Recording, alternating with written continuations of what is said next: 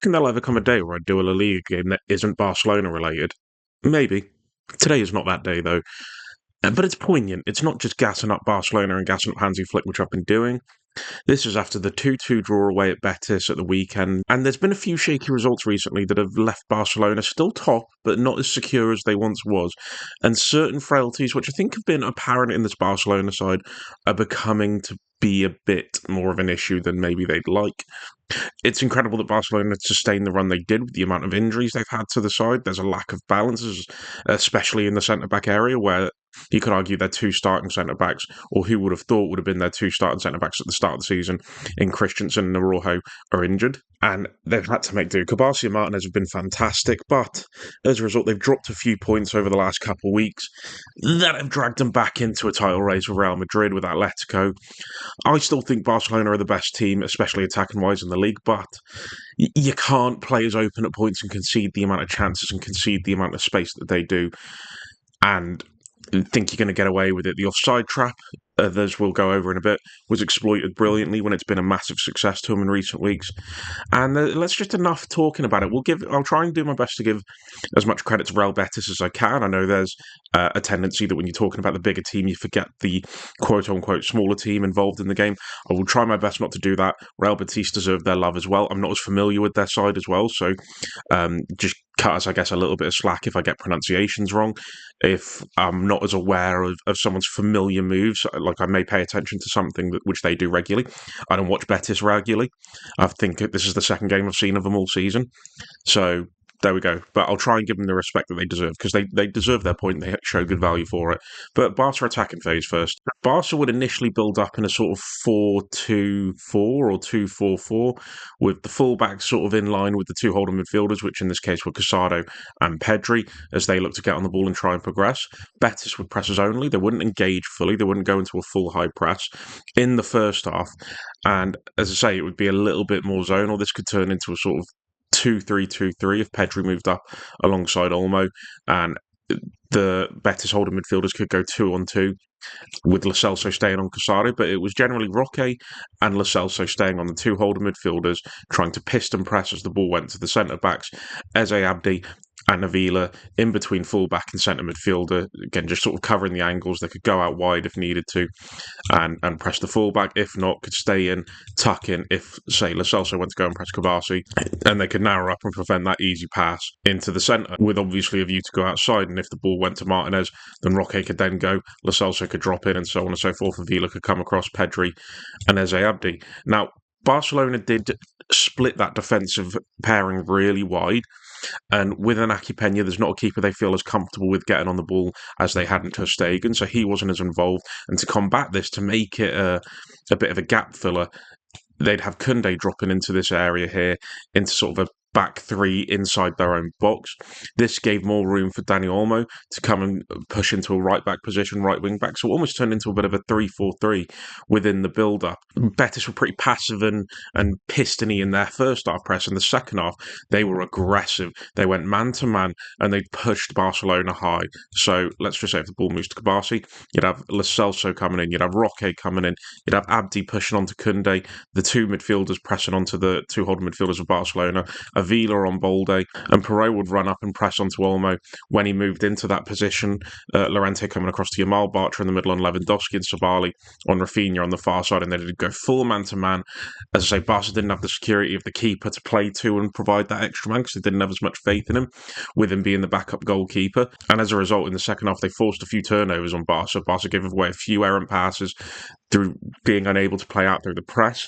They really restricted the space and the angles into Casado and Pedri, who couldn't get the invitation to turn and play. And so you've got to give Betis full credit to that. Say they won a few chances in the second half doing it this way, sustained pressure, and caused Barcelona a lot of problems. If they'd have done it a bit more in the first half, they started off in the first half being a bit more aggressive, but soon dropped off into a more defensive shape. And we'll discuss that now. Barcelona would attack in their sort of 3-1-6 shape, or 3-2-5, depending on Pedri. Pedri could drop in alongside Casado in the double pivot while hanging back and pushing higher up into the more advanced areas with Olmo.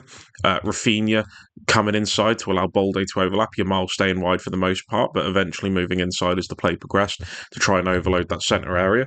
And if you can see by Betis' shape, 4-2-4, they would really try and block off the central area of the pitch, defending very narrow in shape and just making sure Barcelona couldn't get combinations away and get any real time to dictate play through the centre of the pitch. Despite the rotations, despite the variations in Barcelona, there's very little you can do with very little space, and Betis managed that well, managing the passes into Casado from the back three, both shadow pressing him and also then both using a pass backwards that they maybe find a bit slower to go and press, with Roque going up to Koundé or to Kabasi, while Lo Celso was to stay on Casado. So they'd alternate and they'd be responsible trying to block that first passing lane in. They could get a little bit of space on this right-hand side as Eze Abdi would be drawn more into Koundé, tucking in with Avila coming back into this position a little bit more to look for the overlapping run of Alejandro Balde, who typically gets forward a lot more frequently on the left-hand side than Koundé does on the right. And so this did create some issues for the Betis deeper midfield too, and Flores and Altamira against Olmo, Pedri, Yamal when he came inside, Rafinha and Lewandowski could also drop in to provide an overload. He was tracked by Llorente and Bartra when he did. They would feel happy engaging from these areas at the risk of giving Rafinha the opportunity to move in behind and use his movement, which he was restricted because of how compact and deep Betis was. So he had to drift in this area looking for the ball, maybe coming out wide to help with Balde. He was a lot more restricted than he has been. A lot of Rafinha's game is based around movement and his combination with the fellow front three, but Betis limited that, and they did a really good job congesting that centre area. And as much as Barcelona could find players to pass to in these centre midfield areas, and as much as Altamira and Flores were overworked and overloaded, because of the close proximity, they could quickly move into players and press. The off-the-ball movement and the work rate of Betis to sort of cover that central area did make it harder for them to play through, but they naturally did get openings, especially on the right-hand side, where Koundé would overlap and provide an option in this area as Yamal came in, forced Perot in a lot more narrow, and Koundé could find the overlap on the right, which he did for the first goal. Abdi not doing his defensive work well enough, did let Koundé run off of him a good few times, which ultimately resulted in Barcelona's first goal. Avila did a fantastic job on Balde in this area of the pitch, meant Sabali could come in and take care of Rafinha a lot more, which again just helped limit Rafinha completely. Balde didn't really get many crosses away on this left-hand side. He was forced to turn back and play to his deeper players. And Barcelona did go very offensive. And one thing that did help with the better shape in the middle of the pitch is once they had Barcelona overcommitting and they had the numbers forward, if, say, the ball went into a Pedri and he had a bit of space away from Flores, Lo Celso was diligent in back-pressing the player on the ball and doing his best to equal the number in the centre areas of the pitch and congest them and try and win the ball back as quick as possible. And the aim for Betis when they won the ball was getting Lo Celso on the ball as quick as possible so he could play those counter-attacking passes forward. With Eze Abdi not doing his defensive work well enough, that left him as an option on the transition. With his great breakaway pace, he could be found through Lo Celso's passing. Avila making powerful movements from deep. Roque as well could either look for it short and harass the centre-backs or Casado, or use his intelligent movement in behind to combine with Lo Celso where he could play it off to him, make a movement round the corner that could maybe even drag a marker away to then look for the pass out wide to Eze Abdi or Avila. But it came at a cost with Eze Abdi. As much as he was a great counter-attacking threat, Barcelona committing the two fullbacks higher, it left a lot of space out wide. And one thing that Barcelona will use to try and catch out opponents, as I discussed earlier in the video, is the offside trap. Positioning and the timing of the runs from the likes of Abdi, Roque and Avila were fantastic, and it just gave them enough time to start their run deep enough where they had space to run into and have the quality of Lo Celso's pass and to just time it perfectly to hit it over the heads of Martinez and Kabasi.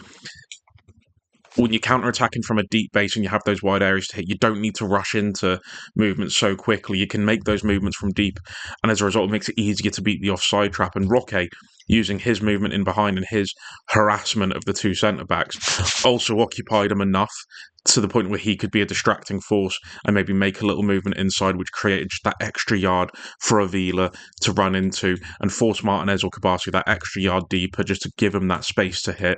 And so fantastic work on the game plan from Pellegrini from a counter-attacking sense. They did well in their defensive shape. With Barcelona's quality, especially on the right-hand side where they were a little bit more open, you're going to get hit. Betis would try and build up in a sort of 2-3-2-3, as you'd expect from a 4-3-3 formation. Barca, as they've done, would press high, sort of man-to-man, and they'd leave a massive area exposed, which in this game hurt them big style. And that would be with Yamal and Rafinha coming into the two centre-backs, leaving the full-back areas unmarked in general play for the most part, as Lewandowski dropped in on Flores. Olmo and Pedri on Lo Celso and Altamira, Casado and Kabasi and Martinez, protecting Vitor Roque and just managing that centre area of the pitch. Koundé and Balde on the two wingers, and that was how Betis looked to play. And to be fair, they did use their quality to try and play out, using the goalkeeper as an extra man that they could play to. The rotations in the midfield three as well, to turn it into a 2-1 instead of maybe a 1-2. All three midfielders comfortable taking it in all the positions, and they did try and use those variations and rotations to disrupt the Barcelona midfield three and their pressing shape. I'd say midfield two and Lewandowski, and so they could get openings that way. Also, what was always on was the pass into the fullbacks, because of how narrow Yamal and Rafinha come in. They would leave those areas exposed. It's something they've done all season. And they try and counteract that through a couple of ways. One, if the ball goes into the fullback, Rafinha can cover across, Pedri can come in as maybe Casado blocks the pass into Lo Celso, and they try and converge on him that way and overwhelm them by getting multiple people pressing at once. Or, as we saw a lot in the first half, Balde pressing up, or the Koundé if it's on that side, with Martinez then moving across to Avila, Barsi moving across, Koundé staying on the wide play, but then Casado just shielding that area in between centre-back and full-back as best he can. Now, in the first half, they did prevent Betis, outside of the first 5 minutes where Betis did create some openings, they prevented them from playing out a few times. The issue with this is, from a Barcelona perspective, is this relies on high level of fitness, high level of pressing intensity to last for an entire 90 minutes. And in the second half, we saw this guy, Perrault, get a lot more time and space on the ball, as Yamal just wouldn't track back in quick enough. Koundé wasn't as eager to start pressing into this area, and then Perrault has a lot more time and space to move up the field with the ball. And they were getting carved open a lot. This then left the likes of Casado, Kabasi and Martinez to have to drift across. Maybe you'd have to get Olmo and Casado gambling in. Koundé would then reactively have to press, but every time they did, this left the option to play it into the space and behind, whereas Abde could use his fantastic timing to beat the run, beat the offside trap. Roque just forcing the defensive line that little bit deeper with the way he bothered those two centre-backs, as I was saying before. Avila did it on the other side. So if Perrault could play it in that way, then that was an option. If not, that if Olmo came across, then they could play it into Altamira, could play it into Lo Celso. He could then use his passing to find space in that Barcelona defence where maybe they'd been opened up through movements, and could play it into Avila, could play it into Roque through the middle when they were just reacting to players becoming available. So it became a lot more reckless and a lot more messy from a Barcelona perspective in the second half. But Betis took advantage of it really well and created a high number of chances in transition as well. When Koundé would get caught coming high reactively into Perrault, this gave more responsibility for the covering midfielder to run into this space here. And with that being Frenkie de Jong, who struggles with his mobility, he really got caught flat-footed up against the winger in that space there, making a reckless challenge as he was behind him to give away a stupid penalty. And as a result, Betis get back into the game. You could argue that's a bit unfair on de Jong, because that's a lot of space to cover, and his mobility has never been a strong point. But it's just a risk from a tactical perspective that you leave yourself open to when players have to react to large amounts of space throughout a 90-minute game. They're just not going to consistently do that for an entire game. Maybe there's times you need your winger, you need to flatten your midfield up to protect that back four a little more. And the moment Koundé then has to react, or a midfielder has to react, space gets opened up. And when they would sustain the attacks and they'd get Roque forward, they'd get Avila forward and Abde in this area, having Lo Celso to make his movements forward, if I just push this defensive line back a little bit. Let's say if Koundé gets back quick enough, Abde can't advance down that side, he can look inside. Lo Celso just always being available as the attacking playmaker in this area to shift the ball across, get the ball in dangerous areas where he can hurt Barcelona, look for the movements of Roque, whether that's in behind or to feet, look for Avila on the far side as well, even if he'd come inside, allowing Sabali to overlap. So having Lo Celso being more involved in the more attacking phases as well as in the more direct attacking phases was key.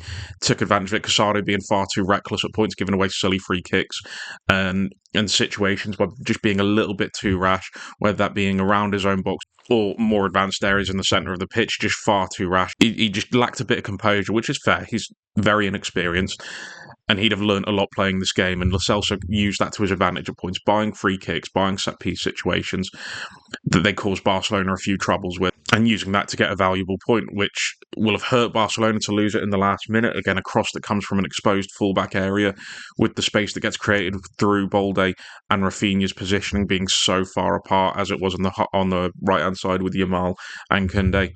And it's a problem that I think Hansi Flick needs to fix. I don't think he can carry on for the entire season with the front three pressing the way they are.